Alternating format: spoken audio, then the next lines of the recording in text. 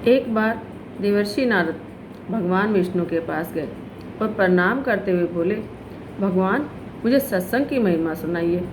अब भगवान मुस्कुराते हुए बोले, नारद तुम यहाँ से आगे जाओ, वहाँ इमली के पेड़ पर एक रंगीन प्राणी मिलेगा, वह सत्संग की महिमा जानता है और तुम्हें समझा भी देगा।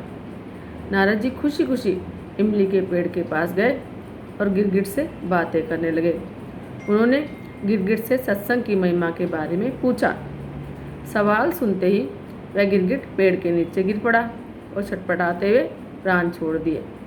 अब नारद जी आश्चर्यचकित होकर लौट आए और भगवान को सारी बात बताई। अब भगवान ने मुस्कुराते हुए कहा, इस बार तुम नगर के उस धनवान के घर जाओ, वहाँ जो तोता है ना, और वो पिंजरे में है, उसे सत्संग की महिमा के बारे में पूछना।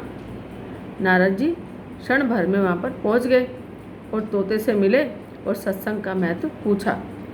थोड़ी देर बाद ही तोते की आंखें बंद हो गई और वह भी मर गया।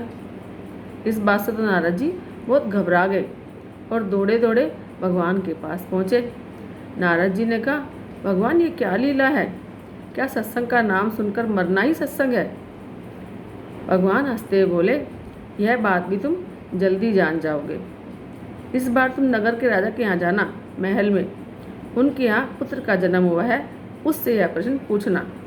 अब नारद जी डर के मारे थर थर काँपने लगे और बोले, अभी तक तो पक्षी ने प्राण छोड़ दिए और उस गिरगिट ने प्राण छोड़ दिए, अब पुत्र भी मर गया तो राजा मुझे जान से मार देगा।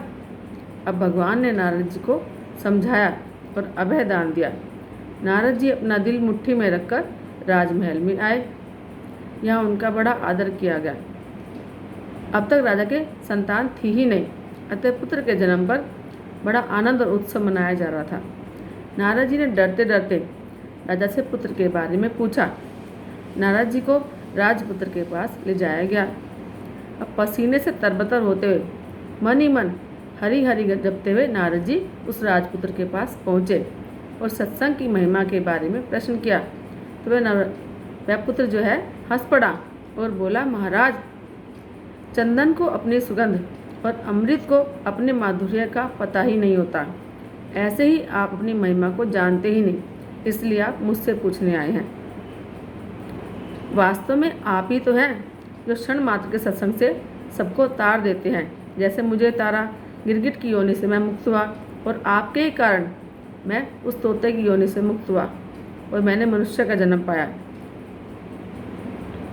आपके सानिध्य से मैंने कितनी सारी योनियाँ छोड़ दी और मैं सीधे मानव तन में पहुँचा, बल्कि राजा के यहाँ राजपुत्र बना। यह सत्संग की महिमा का प्रताप है।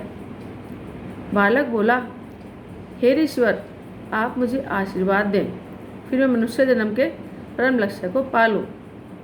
नारद जी ने खुशी खुशी उस बालक को आशीर्वाद दिया और भगवान हरि के पास जाकर सब कुछ सच सच बता दिया। भगवान ने कहा, नारद जी सचमुच सत्संग की महिमा बहुत बड़ी है।